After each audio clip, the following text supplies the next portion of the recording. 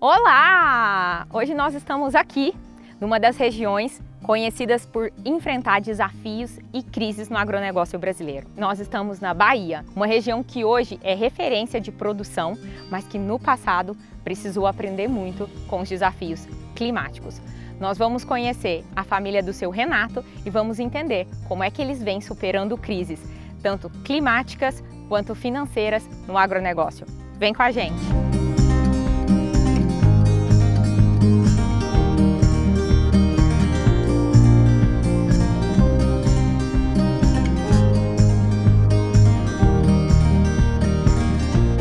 Bom dia, Dani. Muito obrigada, seu Renato. Seja bem-vinda. Cagil sempre é bem-vindo aqui em casa. Muito obrigada. Fique à vontade. Muito obrigada por nos receber aqui na Vamos Fazenda chegar? Panorama e contar essa história de enfrentamento de crises, de superação, Certo. essa história bonita que vai ajudar a inspirar aí clientes por todo o Brasil. Temos uma história aqui já de 40 anos.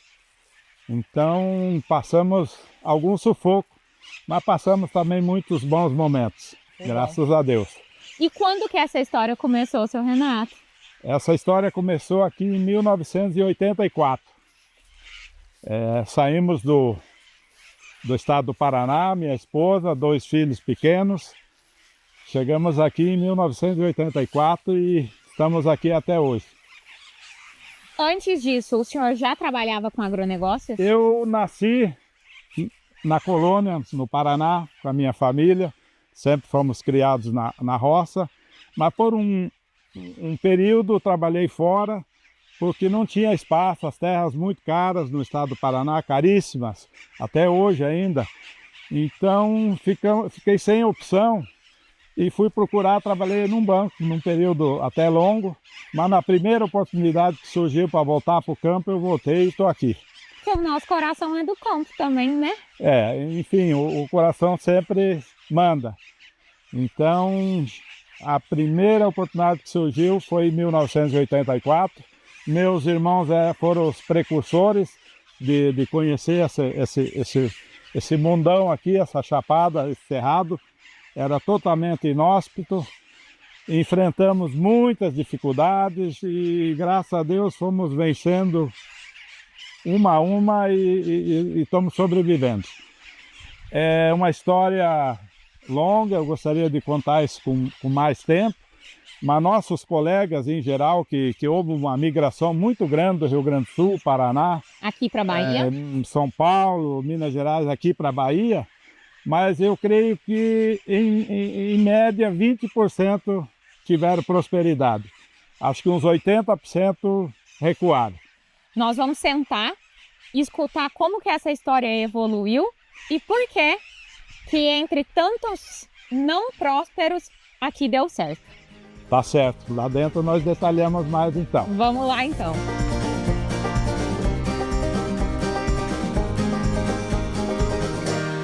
Seu Renato, então agora nós estamos com a família reunida para terminar de contar essas histórias bonitas e também difíceis de superação e ajudar aí, né, nossos clientes e parceiros Brasil afora.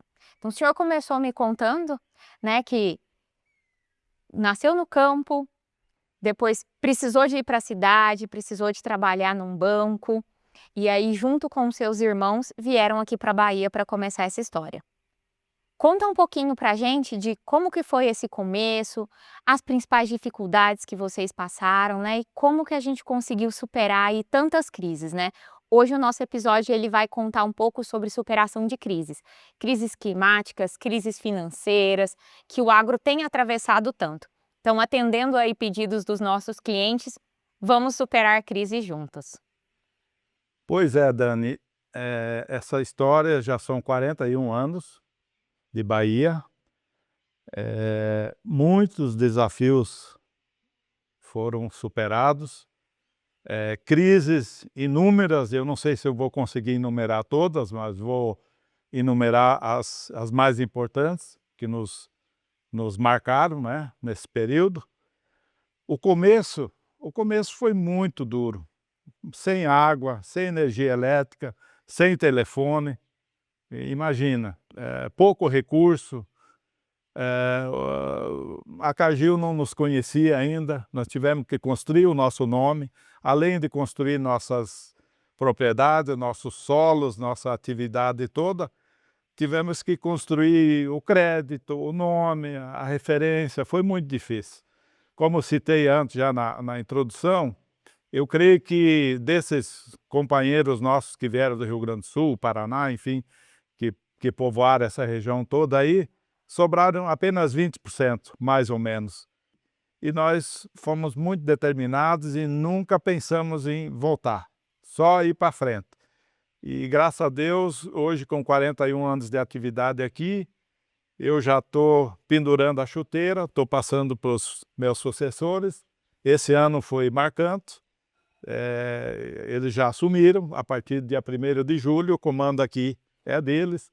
Fizemos uma parceria agrícola e enfim, segue. Mas ainda quero voltar e citar algumas dificuldades que nós tivemos de fato. Problema de fertilidade de solo, com o apoio da Embrapa a gente conseguiu vencer. Depois tivemos cancro da haste, tivemos seca em 1990, que 37 dias de sol a fio aqui. Tivemos a ferrugem asiática. Em 2002. Em 2002, foi muito marcante. Quase que muitos ficaram no caminho. Nós, graças a Deus, corremos e tentamos salvar, conseguimos se manter na atividade, mas muitos ficaram no caminho.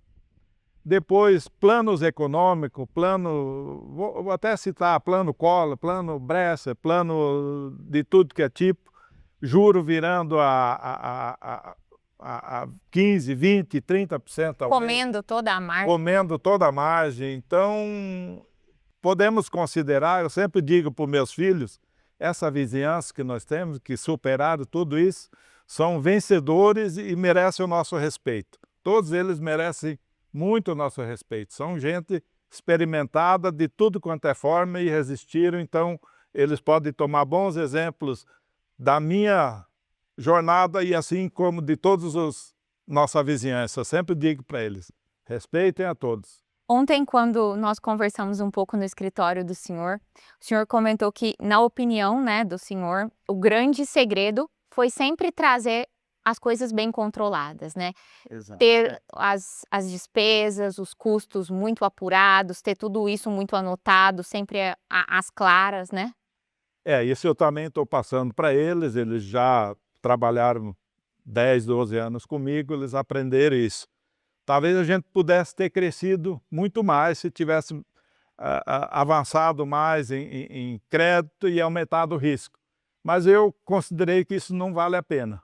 A gente sempre respeitou os credores, não precisamos dar calote em ninguém, nunca quebramos, graças a Deus, porque soubemos dosar a parte do crescimento. Porque o cerrado, ele convida, o cerrado, ele te convida para entrar. Depois você pode correr o risco de se afundar e não conseguir mais voltar. Foi o que aconteceu com muita gente. O cerrado, ele é traiçoeiro. Se você não souber lidar com ele, ele te tira do ramo. Então, a gente sempre preza pelo crédito, pelo respeito ao credor. O credor é o nosso maior parceiro. Ninguém consegue fazer nada aqui sem recurso. O grande segredo talvez seja saber usar com sabedoria os créditos que estão disponíveis no mercado, né? Pois é, a Cargill tem sido um grande parceiro nosso desde que chegou aqui na região, marcante, uma empresa séria que trabalha também respeitando o produtor, muito honesta na classificação e nos negócios. Com a Cargill é muito tranquilo negociar. Mesmo tendo essas contas muito controladas, trazendo tudo isso, às vezes os intempéries climáticos e as coisas acontecem, né, que não é fácil de prever. Quem está no agro, né, André, sabe que todos os dias pode sair um pouco fora do planejamento. Qual para o senhor foi o maior desafio que o senhor já teve que enfrentar para conseguir fazer a conta fechar? Quando tivemos período de falta de chuva. Teve um ano que a minha produção foi um pouco inferior às contas. Eu tive que correr no final da safra, foi um episódio que me marcou. Eu tive que vender algum maquinário para poder completar a soja que eu devia nas empresas, que a produção foi tão afetada que me marcou, eu tive que abrir mão de algum patrimônio para poder honrar as contas. Mas honramos, deu tudo certo, no ano seguinte já choveu bem, já recuperou tudo novamente. Você perguntou quais os desafios de hoje. Hoje, nesse momento, nesse dia de hoje, o produtor está sujeito a juros de 20% ao ano. 20, 22, 25, isso é impraticável. Se tiver muito alavancado, vai ter dificuldade. Existem alguns índices, né, relacionados a endividamentos, que nós vamos colocar aqui na legendinha dos vídeos durante a nossa conversa, mas que são muito interessantes, né? Um dos principais e que todo mundo, quem anota ali no caderninho, sabe bem não dá para contar com o recurso do banco para custear 100% dos custos, né? É necessário ter uma poupança e usar parte desse fluxo de caixa aí no dia a dia, né? Porque acho muito claro, né? Se a gente vive esses momentos de altas muito grandes de juros, toda a margem, de fato, vai nos juros, né? Exatamente, a margem da agricultura é mínima. Aqui nós conseguimos fazer volume, então sobra alguma coisa, mas é muito difícil. Um juro de 20%, ele já leva praticamente toda a margem de lucro. E você tiver realmente alavancado nessas taxas aí, é melhor você desfazer de alguma coisa e botar a casa em ordem, do que seguir arriscando tudo, né? O senhor já precisou de desfazer de fazendas? Já desfiz, foi quase que nem arrancar um pedaço do coração. E olhando para trás hoje, deu para reconquistar Deu, esse patrimônio? depois reconquistei novamente, entendeu? Já tive que vender uma área que me doeu o coração, mas eu não sei ficar devendo, não gosto de pagar juro muito alto, que nem você citou, a gente financia parte da atividade, não toda. Se financiar toda é inviável, aí é impossível. E tive que desfazer de patrimônio umas 2 vezes, andou a conta não fechando, mas é o jeito. E quem toma esse tipo de atitude é louvável. Tem gente que se apaixona demais a seus bens e quer ir tocando e de repente quando vê o juro comeu tudo. Aí é lamentável. Isso pode acontecer. Joana, e qual que é o principal desafio, né, de estar agora olhando para esse negócio, um negócio que vem muito estruturado há muitos anos, né? O que você enxerga aí de principais desafios, né, depois de ver o seu irmão também, que já tomou uma parte do negócio, que vem tendo muito sucesso aí há 8 anos, trabalhando duro, como que você sente com essa responsabilidade? É muito grande a responsabilidade de assumir um negócio que já vai muito bem, né. O exemplo do André é um exemplo de muito sucesso também, a gente tenta se espelhar nessas decisões bem tomadas, bem feitas e seguir nesses mesmos passos que eles já abriram, né, e me mostraram o caminho. O maior desafio aqui, meu desafio, é manejo de solo, manejo de nematóide e gestão de pessoas, pessoas capacitadas para a tecnologia que a gente quer empregar aqui, para ir lapidando cada um desses detalhes que a gente vai melhorando. Como, o essencial já está muito bem feito, está sendo muito bem realizado, a gente tem que ir aparando arestas, né, para tentar aumentar a lucratividade. Eh, Aqui na nossa região vem se desenvolvendo o plantio da safrinha, que não é comum. O nosso período chuvoso ele não é tão amplo igual em outras regiões, então a gente está tentando ser o mais eficiente possível na primeira safra, para abrir uma janela para a safrinha e assim aumentar o faturamento. Então cada detalhe, cada pequeno, cada pequena oportunidade a gente tem Precisa ser investido aproveitada. 100% nela. E para isso a gente precisa da tecnologia, a gente precisa das pessoas que queiram trabalhar com isso, que queiram se aprimorar junto, né. Porque quando o meu pai começou, tudo era diferente. Cada ano as coisas evoluem e a gente tem que acompanhar. Eu tenho já 33 anos e tenho certeza que quando eu tiver 60 eu vou ter que continuar estudando e me empenhando e acompanhando as novas gerações, para me manter na atividade, como todas as outras atividades evoluem, né. E a gente sente muito essa dificuldade em ter uma equipe que pensa parecido, que acompanha esse desenvolvimento para compor o time. Um dos grandes segredos, né, que a gente tem para gerenciar crises é com certeza ter um solo bem trabalhado, né, e ao longo do tempo fazer investimentos em todas as estruturas, né, da fazenda.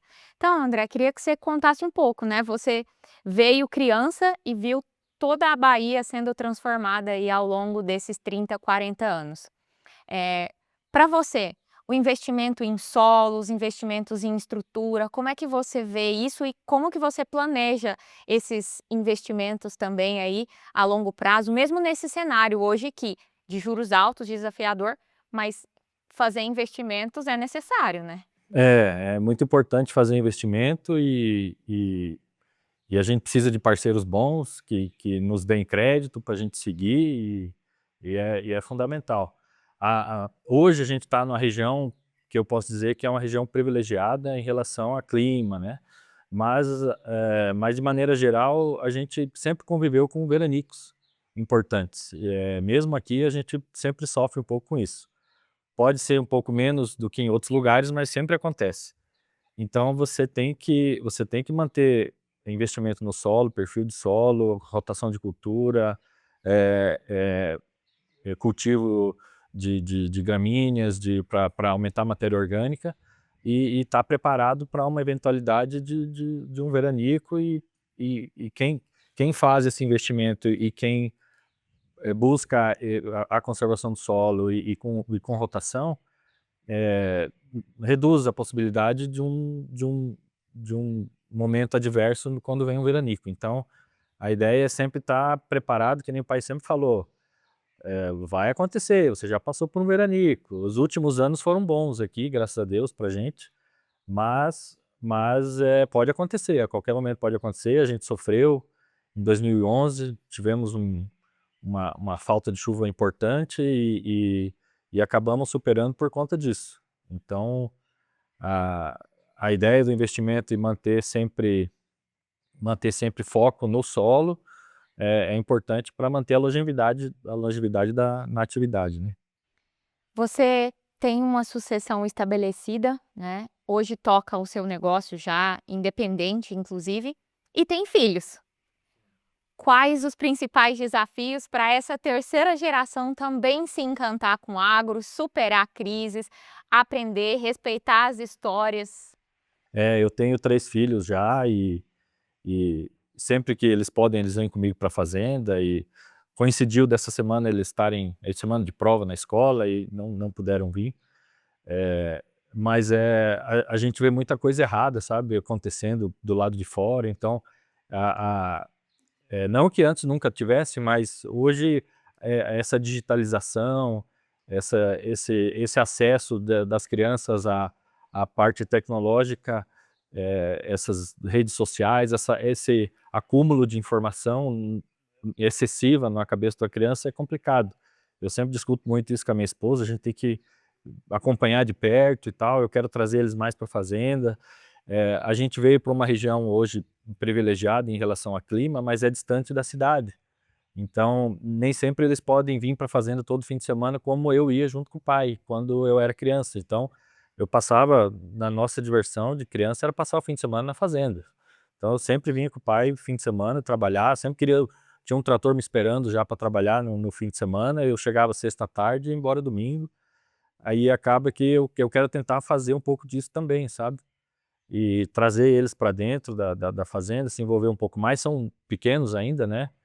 Mas tem que começar cedo e envolver eles na atividade para essa sucessão que futuramente eu vou ter também, se dê da mesma forma como está acontecendo hoje com o pai, né? E que história é essa de se aposentar? É uma história complicada você determinar a sua aposentadoria, o fim da atividade, uma decisão própria. Às vezes, quando você é forçado a encerrar uma atividade, talvez seja mais fácil do que a gente mesmo tomar. Como eu já falei, só aqui são 41 anos de história, E já comecei há uns 15 anos atrás, cuidar dessa parte da sucessão.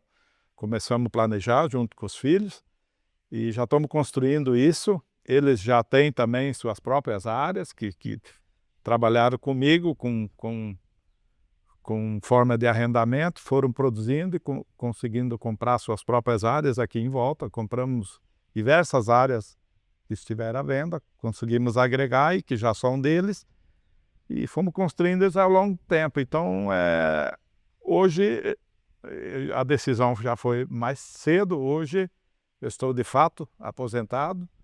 Fiz uma parceria agrícola com eles, com as minhas áreas, ainda que eles vão usufruir. Parceria de verdade. Eles me pagam porcentagem da produção. E somos rígidos nisso? E participo do risco. Porque eu não quero um pagamento de um valor se eles tiverem uma safra ruim. Então eu participo do risco. Safra farta, eu tenho rendimento farto. Safra fraca, se eu correr, eu participo do risco de uma renda menor. E isso foi construído já há 15 anos, estamos pensando isso. A sucessão, não existe um manualzinho de instrução, cada um tem a sua. Nós tomamos a decisão de os sucessores trabalhem independente no CPF de cada um. Eles são bons vizinhos aqui. O André fica logo abaixo aqui. A Joana aqui são ótimos vizinhos entre si. Eu costumo dizer que o meu pai ele é tão organizado que até para dar esse passo ele já começou há 15 anos atrás, organizando a parte financeira, organizando as áreas próprias para que a gente tivesse condições de estabilidade, para não precisar depender de muito capital de fora. Então, cada um desses detalhes que a gente conversou aqui hoje, não só da sucessão, né? Do planejamento financeiro, da responsabilidade financeira, investimento e manter um pátio de máquinas atualizado. Então, isso se construiu assim, ano após ano, até que a gente chegou onde estamos hoje. Tudo isso vindo da organização do meu pai. Joana, seu pai comentou com a gente, né, que ele sempre trouxe os custos muito anotados, que ele tinha o caderno. Hoje esses sistemas estão mais modernos, né? Vocês já têm aí um computador, tem um sistema, olham as coisas com o mesmo nível de rigidez, só que um pouco mais tecnológico, como o André comentou, né? A tecnologia que muitas vezes assusta também traz muitos benefícios, né? Tanto para as máquinas agrícolas, para o dia a dia no campo, quanto também para a parte de controles financeiros e fiscais. O que você poderia contar para os nossos clientes aí, dicas interessantes que vocês têm nesses sentidos de controles fiscais, financeiros? Como que você gerencia isso hoje? Faz uns 6 anos que a gente aderiu a uma plataforma, então tudo que entra e sai passa por lá, é lançado lá, as despesas ficam todas organizadas por data, por ano, por lançamento. Então, se você precisar de um relatório de endividamento, em 1 minuto você tem ele. E assim facilita a gente manter essa organização que o meu pai já vinha fazendo até no caderno, né? E aprendeu quando era bancário. Sim. Conforme o negócio vai crescendo, isso vai exigindo uma organização um pouquinho melhor, até porque agora existe uma equipe, né? Não é só uma pessoa que está alimentando essa empresa, né? E a gente também vem de uns 3 anos se organizando muito bem com essa questão tributária. A gente inicia esse planejamento ali em fevereiro e vem organizando as entradas e saídas para fazer um balanço justo no final do ano, para que a nossa tributação não seja tão alta. Como a gente já tem os juros, já tem os aumentos de custos, já tem as dificuldades todas, a tributação ela ainda está ao nosso alcance, né? A gente tem que trabalhar com as ferramentas que a gente consegue manipular. O clima não é uma delas, né?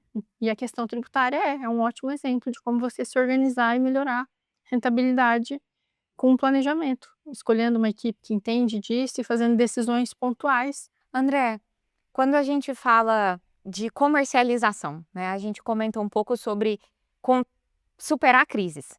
A gente falou de crises de produtividade, de clima, mas a comercialização também é um desafio e surpreende. A gente teve anos de soja de 30 e essa soja dobrar de preço. A gente teve anos de soja de 200 e essa soja cair pela metade.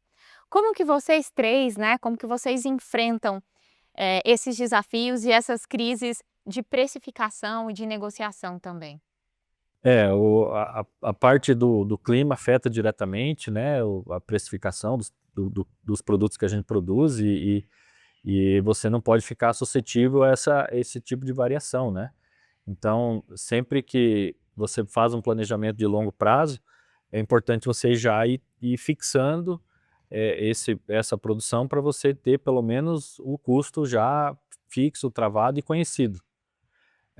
Você tendo o custo e as despesas conhecidas e fixados, você já entra um pouco mais estabilizado em relação a eventuais oscilações de mercado e tal. A Cargill oferece para a gente várias opções, várias ferramentas de negócio. Você pode simplesmente travar um preço fixo, você pode travar os componentes de preço de soja.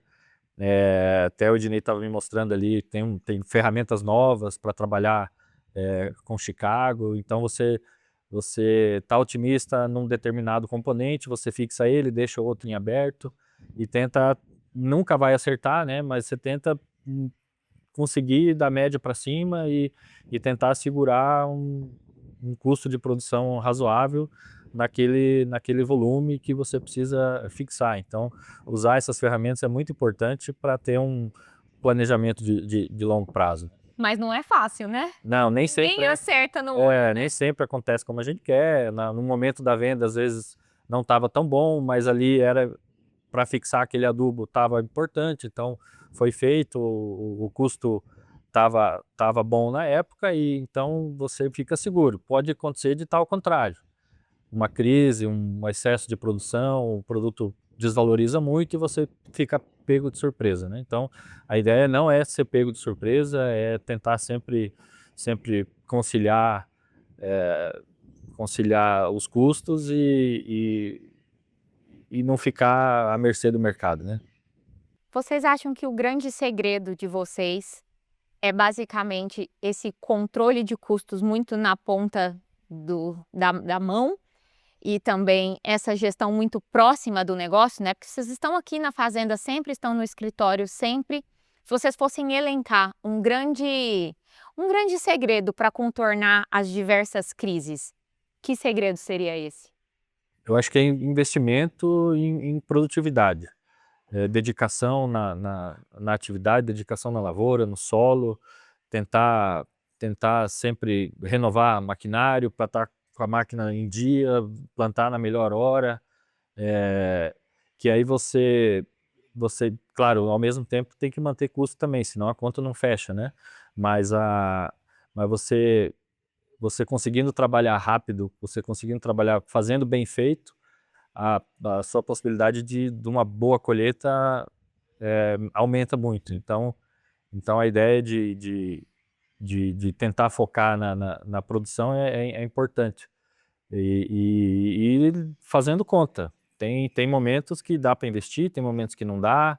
Existem oportunidades que têm que ser aproveitadas, algumas não são tão boas, então o foco no controle e na qualidade é importante para o resultado final.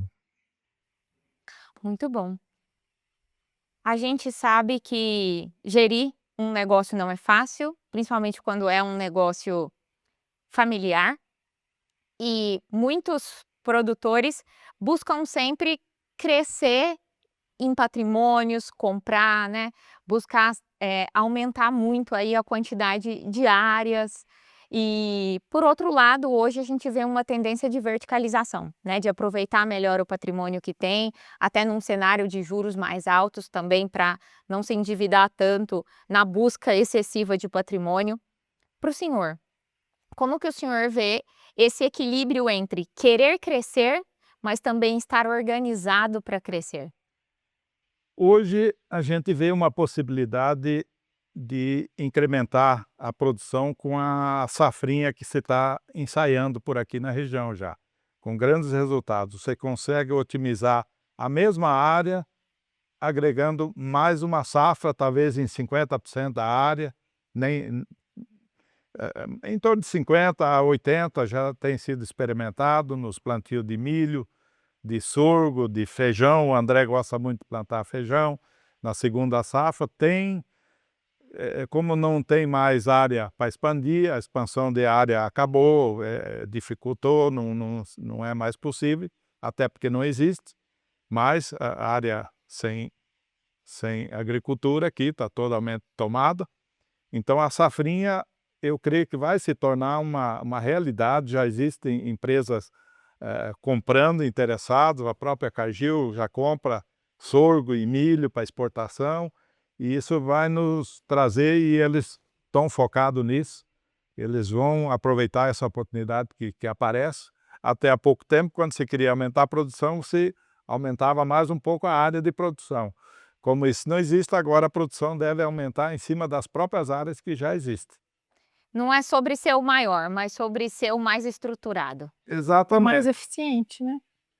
Fazer o lucro ser representativo em relação ao movimento que você faz, né? Bom, a gente está chegando no fim dessa conversa.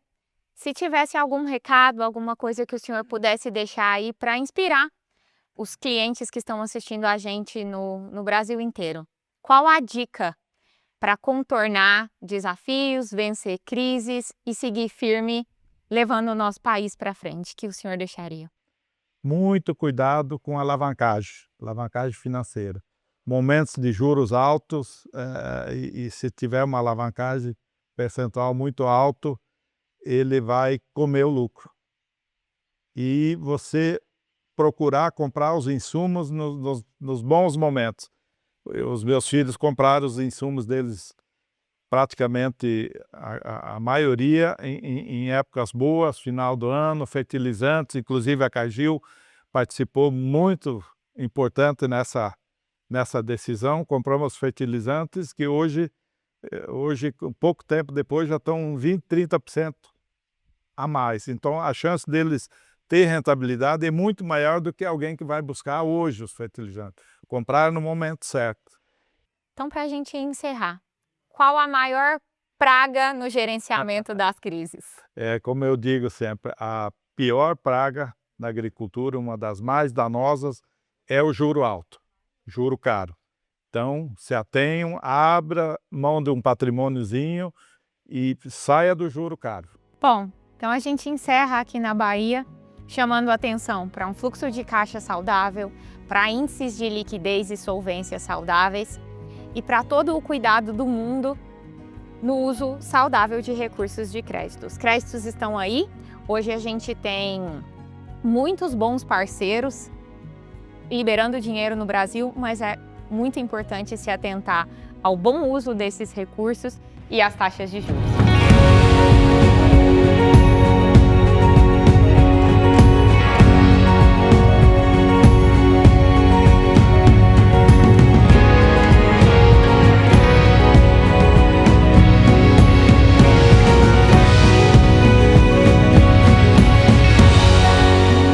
Esse foi mais um episódio do Compasso na Estrada. Eu deixo a Bahia e volto para São Paulo, mas vocês ficam abastecidos de boas dicas. Até o próximo episódio.